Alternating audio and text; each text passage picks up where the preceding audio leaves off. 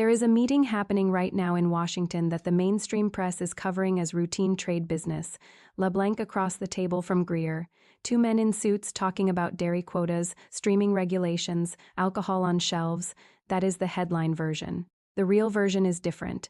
The real version is that Canada just walked into that room holding 3 weapons that Trump has been publicly requesting from every country on earth, and Ottawa has not handed over a single one. While Japan signed, while Mexico signed, while 54 countries showed up to Washington and gave the Trump administration exactly what it asked for, Canada looked at the same request and said, only inside Kuzma, and those 3 words are the reason the leverage equation heading into July looks nothing like what Washington expected when this trade war began. Hit like and subscribe right now, because what I am about to show you is the 3-weapon strategy that nobody in mainstream coverage is connecting into a single picture. And when you see the picture whole, it explains everything. The first weapon is underground, literally. Canada exported approximately $29 billion in critical minerals to the United States in 2023. The U.S. imported roughly $8 billion back. That gap, more than $21 billion flowing in one direction, is not an accident. It is a structural dependency that American defense and technology industries have spent decades building into the foundation of their supply chains. A significant share of the nickel used by the U.S. aerospace sector comes from a single Canadian province, Ontario, not from Australia, not from Indonesia, not from a mine being permitted in Nevada with cut red tape and dig enthusiasm, Ontario. Every F-35 fighter jet contains hundreds of pounds of rare earth elements. China controls the global supply of rare earths and has been progressively tightening export controls, most recently in response to the U.S.-China trade escalation. The Trump administration understands this dependency better than it understands almost anything else about trade policy, which is why in February 2026, Vice President J. D. Vance stood at the U.S. State Department and called for a critical minerals trade bloc, a united front to break China's grip on the global supply chain.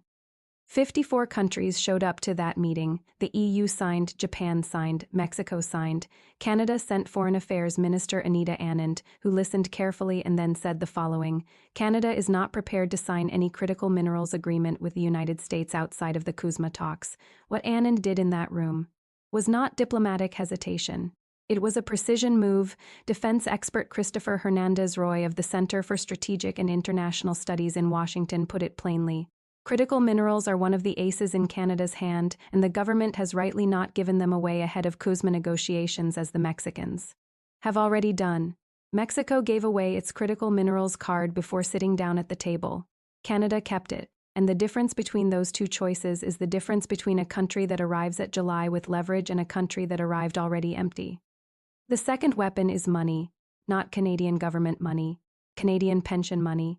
The 8 largest pension funds in Canada, the so-called Maple 8, collectively hold approximately $1 trillion in American assets alone. Roads, real estate, private equity, infrastructure, the arteries of the American economy, quietly funded by Canadian retirement savings.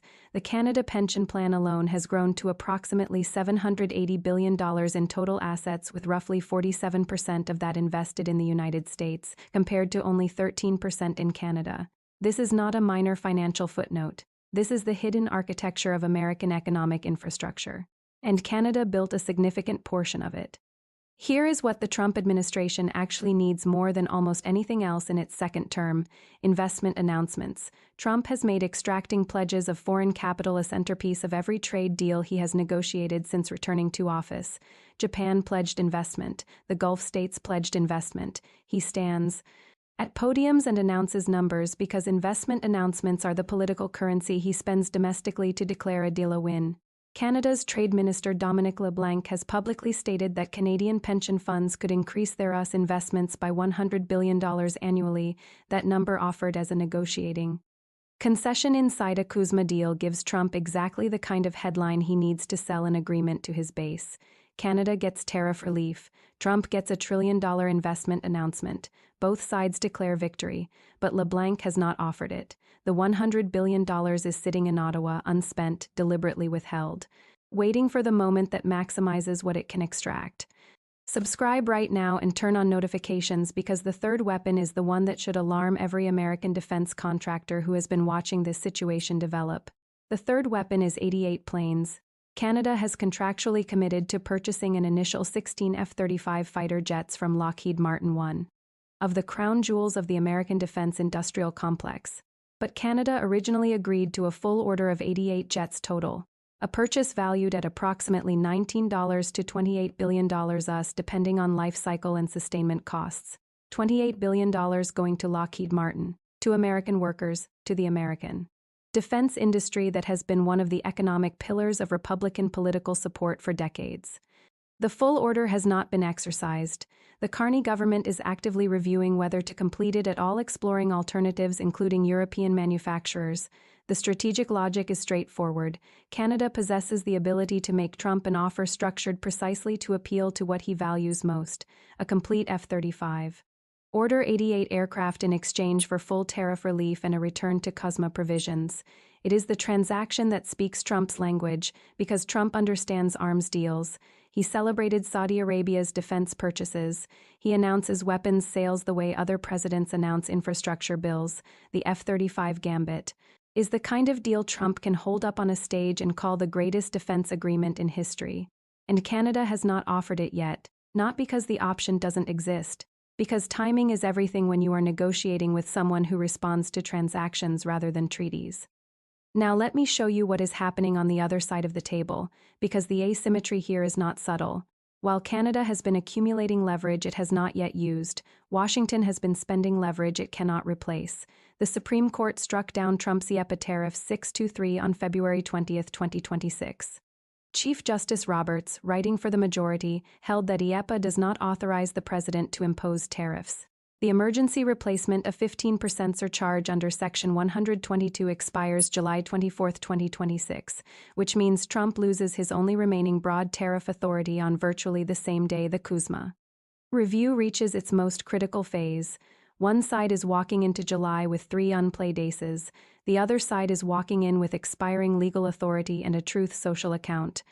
Section 301 investigations have been launched against 60 countries including Canada, but those produce no usable results before July.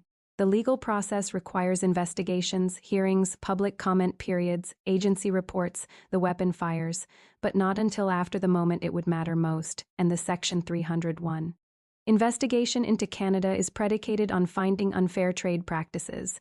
Canada's legal position that every practice Washington labels unfair has a direct American equivalent creates a mirror effect that will be waiting at the table in July for every accusation that arrives. Canadian supply management is protectionist. American dairy subsidies run billions annually. Canadian steel protection distorts markets. American Section 232 steel tariffs are national security. The mirror works in every direction. If you are in an American defense company, Lockheed Martin, Raytheon, the contractors whose revenue depends on allied procurement, you need to understand that Canada has already signaled it intends to redirect defense spending away from American suppliers.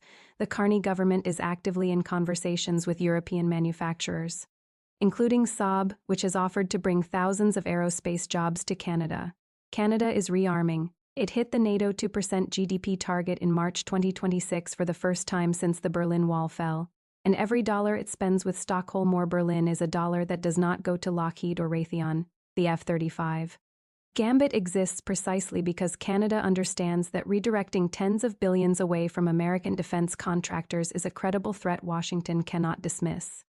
If you are in the American energy sector, the situation is more urgent.